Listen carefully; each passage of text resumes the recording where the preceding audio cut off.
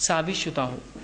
یہ اس کی تحقیق ضرور کر لیں اس سے پہلے کہ آپ جب دعائیں کریں. اب آئیے دعاؤں کے تعلق سے کچھ فضیلتیں، کچھ کلیریفیکیشنز، کچھ آداب اس کے سکھا دیتا ہوں کیسی دعائیں کریں اور کون سے اوقات میں دعائیں جلدی قبول ہوتی ہے، اور خاص بات دعائیں کس کی قبول نہیں ہوتی. پہلے اس عنوان کا نام یہی ہم نے رکھا تھا، دعائیں کیوں قبول نہیں ہوتی. پھر پہلے میں نے کہا بہت چھوٹا عنوان ہو جائے گا، ذرا وسعت لاتے ہیں، دعا مومن کا ہتھیار. تو انشاءاللہ یہ عنوان آئے گا. بہت سے لوگ دعا قبول نہیں ہو رہی، کہاں سے ہوں گی؟ دعائیں کی شرائط میں تو اترو، پہلے کنڈیشن تو لاگو کرو. ٹھیک ہے، تو آئیے دعا کی فضیلت کیا ہے. میں نے کچھ تو باتیں رکھی اور رکھ دیتا ہوں. دعا آپ صلی اللہ علیہ وسلم فرمایا عبادت ہے، جامع ترمذی کی روایت. اسی طرح اللہ سے دعا مانگنے والا جو ہے بڑی عظمت والا عمل ہے. اللہ سے دعا مانگنا عظمت والا عمل ہے. ترمذی کی روایت ہے، آپ صلی اللہ علیہ وسلم فرمایا کہ دعا سے زیادہ عظمت والا کوئی عمل اللہ کے نزدیک نہیں ہے. دعا کرنا بہت عظمت والا عمل ہے اور اس سے زیادہ عظمت والا اللہ کے نزدیک کوئی عمل نہیں. اسی طرح دعا تقدیر بدل سکتی ہے. آپ صلی اللہ علیہ وسلم نے فرمایا، یہ بھی جامع ترمذی کی روایت، آپ نے فرمایا اگر کوئی چیز تقدیر کو بدل سکتی ہے تو وہ دعا ہے. کتنی افضل چیز ہے نا دعا. سب کر سکتے ہیں ہم اور سب کی قبول بھی ہوتی ہے، تو دعا ہے. اسی طرح دعا نازل شدہ اور غیر نازل شدہ تمام آفت اور بلاؤں کا حل ہے. آپ صلی اللہ علیہ وسلم فرماتے ہیں، یہ جامع ترمذی کی روایت آپ نے فرمایا اور کہا جو ہے دعا نازل شدہ آفات اور جو ابھی نازل نہیں ہوئی سب کے لیے نفع بخش ہے. لہٰذا اے اللہ کے بندو دعا ضرور کرو. مطلب جو بلائیں تم پر نہیں آئی اور جو بلائیں آئی ہوئی ہیں دونوں کو ٹالنے کا حل راستہ کیا ہے؟ دعا کرو. یہ نہیں کہا کہ اے امت مسلمہ کے ولیوں تم دعا کرو، سب سے کہا نا. اگر خاص ہوتی دعا کہ اللہ گناہ گار کی نہیں سنتا تو کہتے نا کہ اے امت مسلمہ کے نیک لوگوں تم دعا کرو، اس لیے کہ جو بلا اتری ہے اور جو اترنے والی ہے وہ اسے ٹل جاتی ہے. نہیں کہا نا، تم سب دعا کرو.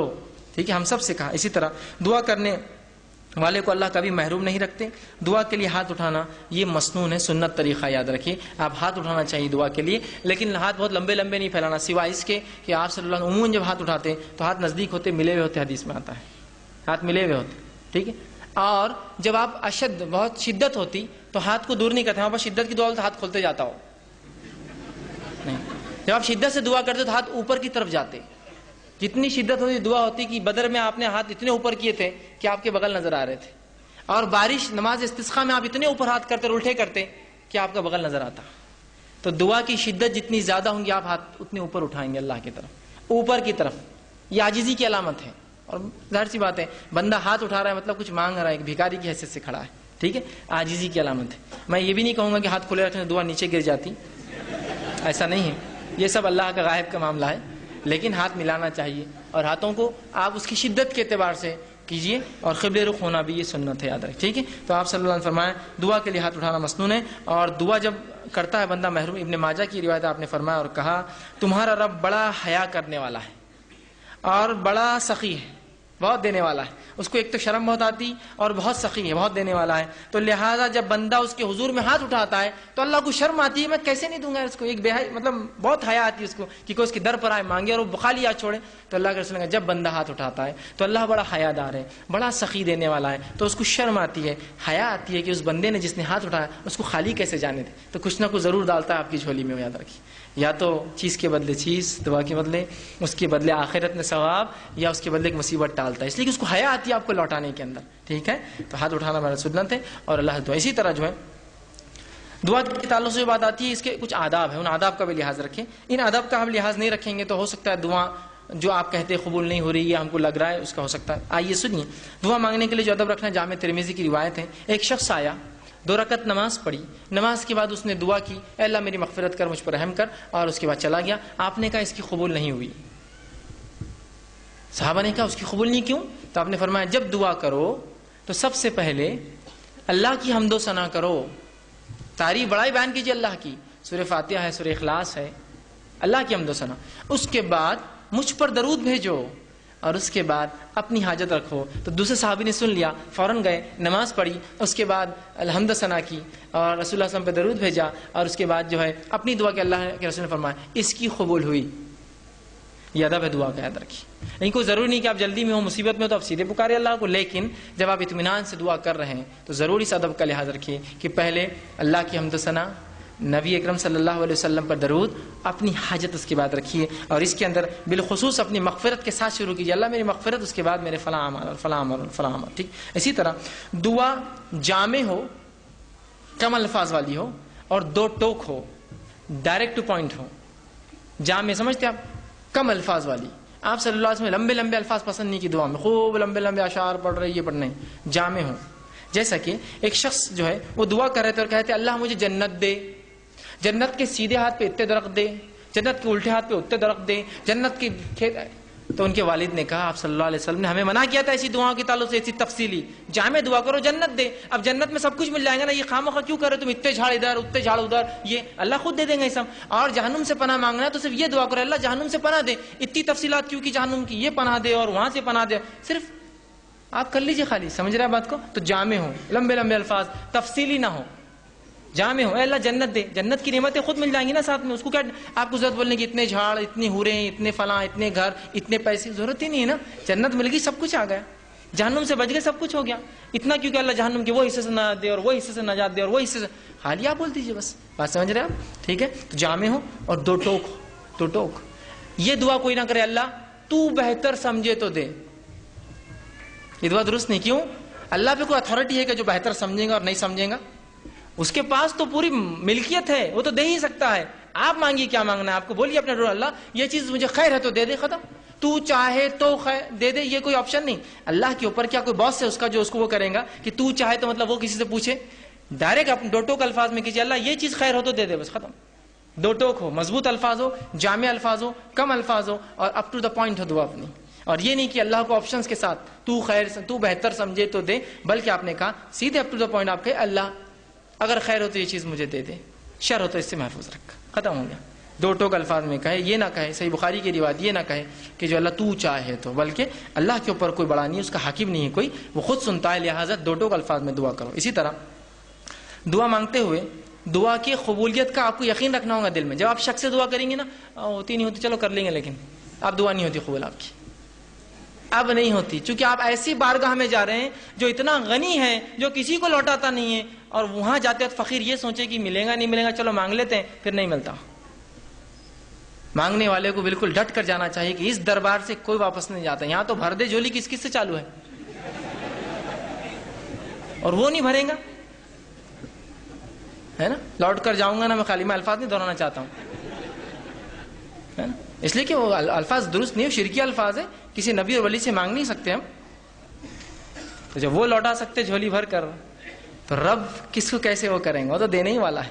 تو آپ یقین کریں کہ دعا قبول ہونے والی میری، وہ 3 شکلوں میں، وہ یاد رکھیں ہمیشہ. اور پھر دو ٹوک الفاظ میں کیجیے، یقین کے ساتھ کیجیے اللہ قبول کریں گا. اور دعا پوری توجہ اور یکسوئی سے کیجیے، دعا میں خشوع ہو، جیسا نماز، روزہ، زکوٰۃ، حج، ذکر و اذکار، تلاوت قرآن میں خشوع، تو اسی طرح خشوع ہو. یہ نہیں کہ آپ بہت سے لوگ دعا کرتے ہیں ہاتھ چالو ہے بس، کچھ تو بھی چل رہا ہے بس، مطلب کوئی ان کو دعا میں خشوع نہیں، بس ہو رہی ہاں آمین آمین چل رہا ہے معاملہ. خشوع کے ساتھ، عاجزی انکساری کے ساتھ، یکسوئی کے ساتھ. یہ جامع ترمذی کی روایت، آپ نے فرمایا اللہ تعالیٰ سے قبولیت کے مکمل یقین کے ساتھ دعا کرو، اور یاد رکھو اللہ تعالیٰ غافل اور بے دھیان دل کی دعا نہیں سنتا اور قبول نہیں کرتا. غافل بے دھیان دل بس کر رہے اللہ بس میرے والدین کو فلاں کر دے، نہیں غافل ہے، آپ ادھر دیکھ رہے ادھر دیکھ رہے، یہ کام کیسا چل رہا، وہ کیسا ہو رہا، مسجد میں کیا کیا ہو رہا، گھر میں کیا کیا ہو رہا ہے نا، تو پھر دعا قبول نہیں ہوتی، یاد رکھیے.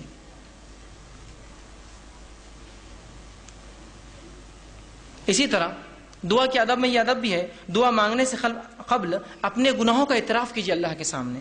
یہ حاکم کی روایت ہے، آپ صلی اللہ علیہ وسلم نے فرمایا جب بھی تم اللہ سے دعا مانگو تو اپنے گناہوں کا پہلے اقرار کرو، اللہ میں گناہ گار ہوں، میں خطا کار ہوں، مجھ سے گناہ اور خطا ہوئے، لیکن تو میرا رب ہے، اس گناہ اور خطاؤں کے بعد بھی مجھے یقین ہے تو میری دعا سنے گا. تو اپنی گناہوں کا اعتراف کیجیے اور پھر اپنی حاجت مسائل اس کے سامنے رکھیں. ٹھیک ہے، تو گناہوں کا اعتراف یہ ضروری ہے. ٹھیک. اسی طرح خاص دعاؤں کے لیے آپ 3 بار بھی دہرا سکتے ہیں. خاص دعاؤں کے لیے اسپیشل جو آپ کی دعائیں ہوں کچھ، تو آپ 3 بار دہرائیے اس کی، یہ سنت ہے، یہ اس کا ادب بھی ہے. آپ صلی اللہ علیہ وسلم کے ساتھ ابن ماجہ کی روایت ہے، آپ نے جنت طلب کی اور جہنم سے پناہ مانگا 3 بار کہا اللہم اسألک الجنہ ونعوذ بک من النار، 3 بار کہا. کہ تو بہت اہم دعا ہے نا، جنت پانے کی، جہنم سے بچنے کی. تو اس سے پتہ چلا آپ ایسی دعاؤں کو جو بڑی اہمیت کی ہے 3 بار دہرانا کر، اللہ میری مغفرت کر، اے اللہ میری مغفرت کر. یہ امپورٹنس کے لیے اور یہ سنت ہے. آپ جب بھی کوئی اہم دعا کرتے 3 مرتبہ الفاظ کے، جیسے عثمان ابن عفان کو دعا دی تھی 3 بار کی دی تھی ایک ساتھ. امپورٹنٹ تھا نا، اس لیے کہ جنگ تبوک میں مال لا کے دیا تھا جب کوئی دے نہیں رہا تھا. ٹھیک ہے، تو 3 بار. اسی طرح یہ ابن ماجہ کی روایت. اسی طرح جو ہے جامع ترمذی کی روایت آپ نے فرمایا اور کہا کسی دوسرے کے لیے دعا مانگنے والے کو پہلے اپنے لیے دعا کرنی چاہیے پھر دوسرے کے لیے مانگنا چاہیے. اگر کوئی آپ سے کہا بھائی میرے لیے دعا کیجیے تو آپ صلی اللہ علیہ وسلم فرمایا پہلے اپنے لیے مانگ اور پھر اس کے لیے وہ چیز مانگ, اس لیے کہ پہلا محتاج تو وہی ہے جو مانگ رہا ہے اور پھر وہ ہے جس نے مانگنے کا کہا. تو جب بھی کوئی آپ سے دعا کہے تو ضرور اپنے لیے مانگیے پہلے اور پھر اس سامنے والے کے لیے بھی دعا کیجیے. اسی طرح جو یہ ابو داؤد کی روایت آپ صلی اللہ علیہ وسلم فرمایا کہ دعا جو ہے جامع ٹھوس الفاظ لیکن زیادہ معنی والوں سے دعا مانگنی چاہیے, مطلب تھوڑے ہو, ٹھوس ہو, مضبوط ہو اور زیادہ اس کا معنی اس کے ساتھ کرنا چاہیے. اسی طرح ہاتھ اٹھائے بغیر بھی دعا کرنا جائز ہے, لیکن ہاتھ اٹھانا سنت اور ادب ہے. ہاتھ اٹھائے بغیر بھی کر سکتے ہیں, جیسے کہ آپ صلی اللہ علیہ وسلم نے نماز کے اندر تشہد کے اندر دعائیں کی, اس میں ہاتھ تھوڑی اٹھا سکتا آدمی نماز کے تشہد میں, نماز کی مختلف ارکان میں, تو بغیر ہاتھ اٹھائے کے تو بغیر ہاتھ اٹھائے کے بھی کر سکتے ہیں, ہاتھ اٹھا کے بھی کر سکتے ہیں. اسی طرح جو ہے دعا سننے والے کے لیے آخر میں آمین کہنا چاہیے. جو دعا سنے, جب کوئی دعا کرے آپ سن رہے تو آمین کہنا چاہیے, اس لیے کہ آمین کہنا یہ جو ہے اے اللہ قبول کر کے معنی میں ہے. صحیح مسلم کی روایت ہے, آپ نے فرمایا جب بندہ اللہ سے دعا کرتا ہے تو فرشتے آمین کہتے ہیں, اس کے لیے وہ دعا کر کے آمین کہتے ہیں. تو پتہ چلا فرشتے دعا پر آمین کہتے ہیں, مطلب ہم لوگ بھی جب دعا کوئی کرے تو آمین کہنا چاہیے اس کے اوپر, لیکن دعا گناہ کی نہ ہو اور خطے تعلق کی نہ ہو. یہ دو دعاؤں پہ نہیں کہنا چاہیے, چونکہ یہ دونوں دعائیں مانگنا غلط بھی, اللہ قبول بھی نہیں کرتا کہ گناہ کی کوئی دعا یا خطے تعلق. جیسا کوئی دعا کرا اللہ لڑکی کو لیکن بھاگنا آسان کر دے, بہت سے لوگ کرتے ہیں نا ایسی دعائیں, ہوتے ہیں نا ایسی دعائیں. تو بہرحال نوجوان اس لیے بول رہا ہوں تو یہ دعائیں نہیں قبول ہوتی کہ تو گناہ کی ہے نا. آپ ایسی دعا اللہ سے کرتے ہیں اللہ میرے کو شراب کی نعمت عطا فرما, ہے نا, میرے لیے جوا چرس گانجا یہ سب آسان کر, میرے کلب کو جو سٹے کا ہے اس کو خوب چلا, ہے نا, لوگوں کو خوب بیمار کر تاکہ میرے دواخانے میں آئے. گناہ کی ہے نا بھائی, بیمار لوگ ہوتے رہیں گے, دواخانے آتے رہیں گے, الگ چیز ہے, آپ دعا نہیں کر سکتے, اس کی گناہ ہے نا, ایک غلط چیز کی دعا کر رہے ہیں آپ, سمجھ رہے. جیسا پنکچر کی کسی نے دکاندار تھا, آپ کیا دعا کریں اللہ خوب پنکچر ہو گاڑیاں شہر میں میرے پاس آئے. پنکچر تو فطری چیزیں ہوں گی, آپ دعا نہیں, آپ یہ کریں گے اللہ میرے رزق میں برکت دے. اب وہ کیسی ہوں گی وہ ایک الگ چیز ہے, آپ بات سمجھ رہے. یہ دعا ہونی چاہیے, تو گناہ کی دعا نہیں ہونی چاہیے. اسی طرح معمولی سے معمولی چیز بھی اللہ سے مانگنا چاہیے, معمولی بہت معمولی چیز ہے اللہ سے مانگی. ہم لوگ سمجھتے نہیں بڑے مسئلوں میں اللہ کو لانا چاہیے, معمولی مسئلے میں نہ کو اللہ کو جو خواہ لانے کا نہیں, ہر مسئلے میں اپنے رب سے تعلق جوڑیے اپنا. اور معمولی دعا بھی آپ صلی اللہ علیہ وسلم سنیے کیا فرمایا, جامع ترمذی کی روایت ہے, انس بن مالک رضی اللہ عنہ فرماتے آپ نے فرمایا اور کہا تم میں سے ہر ایک اپنی ضرورت اللہ سے مانگے, حتیٰ کہ جوتے کا تسمہ لیس بھی ٹوٹ جائے تو اللہ سے مانگے اللہ نہیں لیس چاہیے, اور اگر نمک کی کمی ہو تو اللہ سے مانگے اللہ نمک چاہیے مجھے. اس کے بعد کوشش, میں نے پہلے بیان کر دیا, کوشش کے ساتھ یہ سب چیزیں جڑی ہوئی ہیں کہ تسمہ لینے جائے, کوشش کرے مال کما کے خریدے, نمک کے لیے باہر نکلے مانگے یا پھر خریدنے جائے, کوشش کے ساتھ, لیکن دعا پہلے.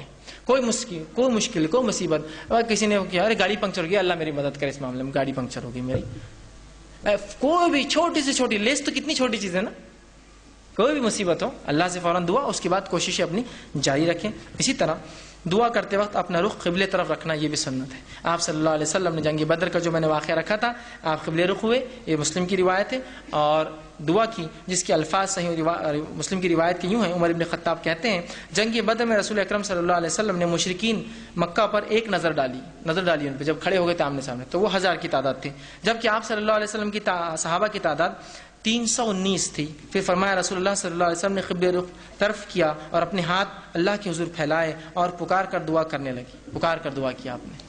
ٹھیک ہے, تو یہ دعا کے ادب تھے.